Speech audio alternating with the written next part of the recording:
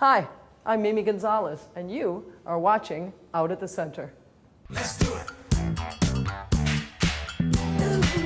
Let's do it. Take your time.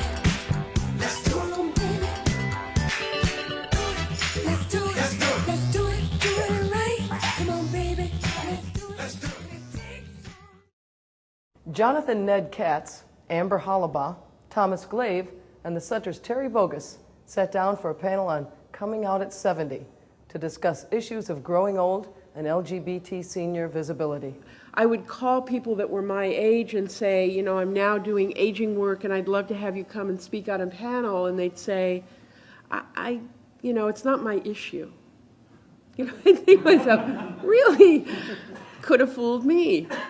This panel is about facing head-on some of the personal and political problems associated with LGBT old age and how we might combat these problems together. I found myself horrified at turning 70.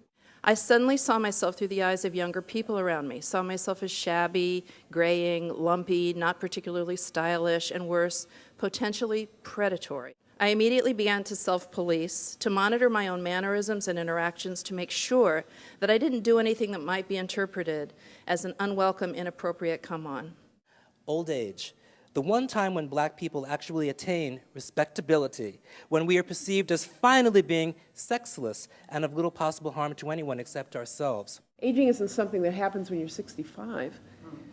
When you're 20 and you're frightened about being 30, when you're 30 and frightened that it's over, when you're 45 and worried that by the time you actually claim your own sexuality, no one else will want you.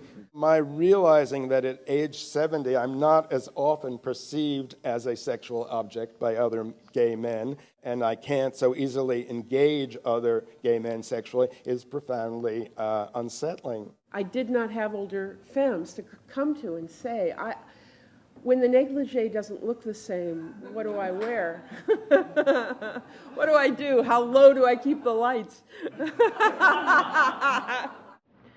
I was piloting a curriculum on LGBT aging, a cultural competency curriculum at a nursing home that had 700 people in it. It was a relatively liberal nursing home. They were very terrified about LGBT people being there, though we were. I'd keep asking questions about sexuality, and people would keep telling me, no, no, no. The other thing they kept doing is saying to me that I really needed to talk to the recreational specialist that worked at the nursing home. Why?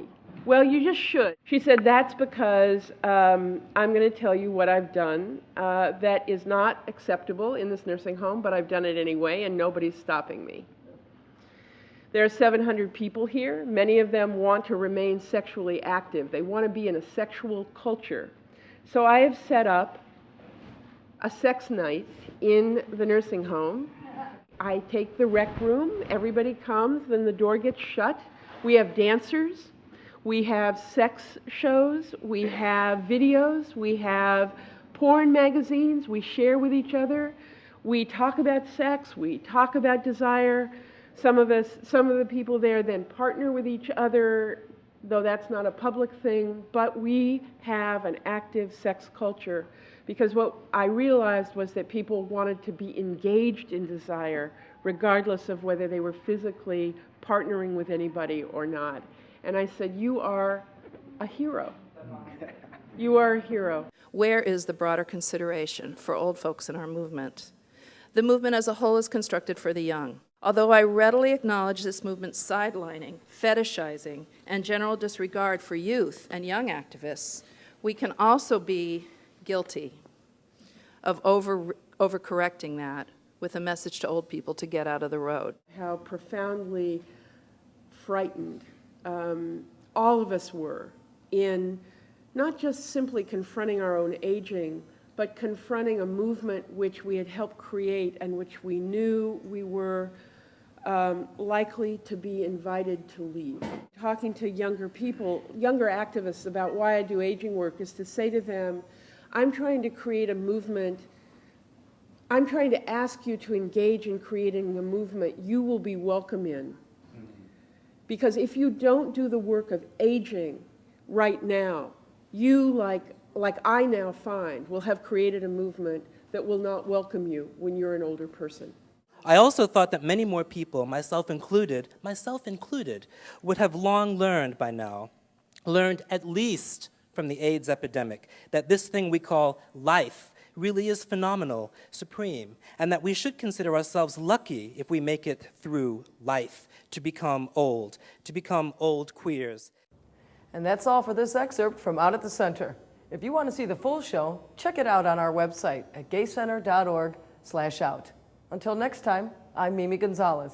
Goodbye.